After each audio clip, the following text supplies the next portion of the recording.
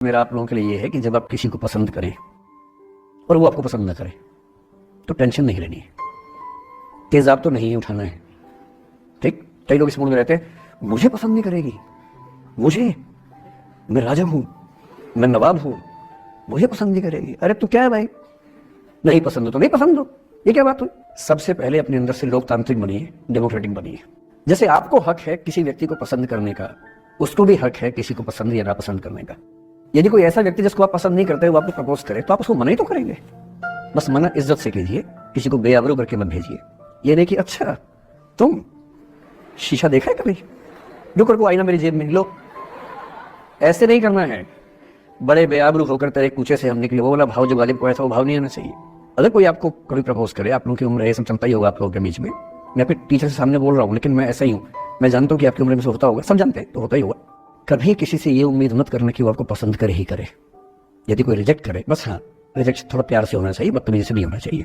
उसके अधिकारों का उतना ही सम्मान कर रहे हैं जितना आप अपने अधिकार का सम्मान करते हैं कि ठीक है भाई आपको मैं पसंद नहीं, कोई बात नहीं, तू नहीं कोई और सही, कोई और नहीं कोई और सही, बहुत लंबी है जमीन मिलेंगे ना कि हंसी, इस जमाने में सनम तू अकेली तो नहीं। कितने लोग हैं दुनिया में, ऐसा क्या है? और मैंने बहुत प्यारे प्यारे बच्चों को देखा रोते बिलखते हुए कि मैंने उसको प्रपोज किया, उसने मुझे मना कर दिया। अंकल, छोटे छोटे बच्चे आजकल मुझे लव गुरु मानते हैं अपने आसपास, वो मेरे पास आके ऐसी ऐसी बातें बताते हैं बड़ी क्यूट तोतली आवाज में, मैंने उसको प्रपोज किया, उसने मुझे ऐसे ऐसे वाली आवाज में एकदम रोते बिलखते हुए। तो मैं बोलता हूँ बधाई हो बहुत बहुत तुम्हें, कॉन्ग्रेचुलेशन। मैंने अपनी जिंदगी में ऐसे 50 मामले देखे और 50 में से कम 49 मामले में जब कहीं दिल नहीं लगा, बाद में उससे बेहतर ही व्यक्ति मिला। अगर कभी ऐसा हो ना, मन ही मन में बधाई देना अपने आप को कि बच गया। हाँ बोल देता तो फंस जाती, हाँ बोल देते तो मर जाता। और मन में भाव वही रखना है, तो नहीं कोई और, सही बात है, स्ट्रेस नहीं लेना है। मैं जानता हूं कि आपकी उम्र में आसान नहीं होता, आपको रात रात भर सपने आएंगे, बेचैनी होगी, करवटें बदलते रहे सारी रात हम, आपकी कसम आपकी कसम, ये सब ड्रामा होता है। ये फिल्मी गीत है, मुझे गीत कविता इतना याद है कि मुझे हर बात में वही दिमाग में आता है, मैं क्या करूं। ये होता है आपकी उम्र में, पर वो भी एक फेज है। अगर ये फेज नहीं जिया तो भी क्या जीवन जिया। कभी कभी बेचैनी भी तो होनी चाहिए, वरना जिंदगी में मजा क्या है? अगर हर चीज लिनियर है, हर चीज फॉर्मलाइज है, फिर मजा क्या है जिंदगी में? ये उठापटक, ये बेचैनी, ये घबराहट, ये तनाव संतरास भी तो होना चाहिए कभी कभी जिंदगी में। इससे बुरी स्थिति तब होती है जब आप किसी रिलेशनशिप में हैं और वहां ब्रेकअप हो जाए, ये भी होता है। देखिए मैं आपको बड़ी खरी खोटी सुनाने के मूड में हूँ। जिस तरह का प्रेम आप लोगों की पीढ़ी में होता है, मैं ये नहीं कहता कि आपकी पीढ़ी खराब है, हर पीढ़ी ऐसी होती है, बस ये कि आपकी पीढ़ी को सुविधाएं ज्यादा मिल गई हैं। हमारी पीढ़ी में ना चिट्ठी लिख के भेजनी पड़ती थी, बड़ा रिस्क होता था। चिट्ठी लिखो कागज पे, फिर एक डाकिया ढूंढो भरोसे का, तो भरोसे वाला कुरियर बॉय या कुरियर गर्ल जाके चिट्ठी वहीं लेके आए जहां हमने कहा है। ये भी डाउट कहीं किसी को लेके आ जाए, या कबूतर से बात करो, कबूतर जा जा जा, पहले प्यार की पहली चिट्ठी साजन को दिया।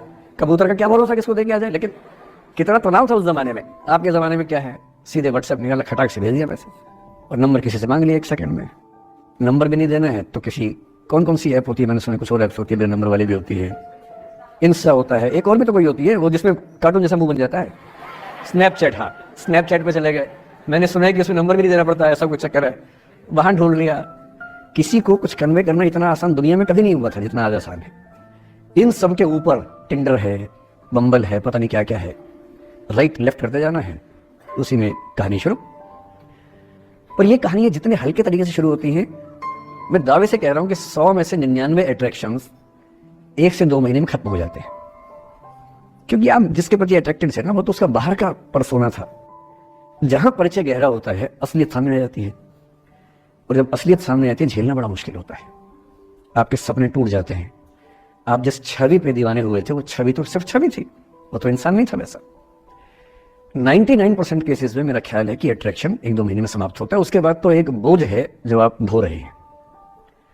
कभी कभी होता है कि दोनों का खत्म हुआ तो बात आसान है, कभी कभी किसी एक का खत्म होता है, एक का नहीं होता है, वहां मामला मुश्किल हो जाता है।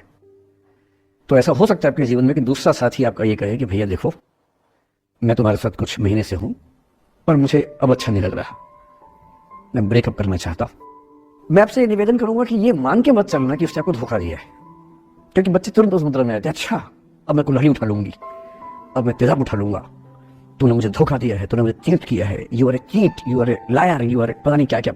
इंग्लिश में गाली बड़ी सुंदर देते हैं बच्चे। मैं ये कहना चाह रहा हूं कि इस बात की संभावना मान के चलिए कि हो सकता है कि आपके साथ 2 महीने रहने के बाद सच में उसको ये लग जाए कि आपके साथ ट्यूनिंग ठीक नहीं है, या आपको लग जाए कि आपकी ट्यूनिंग उस व्यक्ति के साथ ठीक नहीं है। और किसी मुर्दा को अपने पास पकड़ के रखना उसका मजा नहीं है। आप किसी को बांध तो लेंगे, पर जब उसका दिल आपके पास है ही नहीं, दिल विहीन लाश अपने पास टिका के रखना, एक मुर्दे को बांध के रखना, इससे बेहतर है जाने दो। वो अफसाना जिसे अंजाम तक लाना ना हो मुमकिन, उसे एक खूबसूरत मोड़ देकर छोड़ना अच्छा। और खूबसूरत मोड़ कैसे होगा?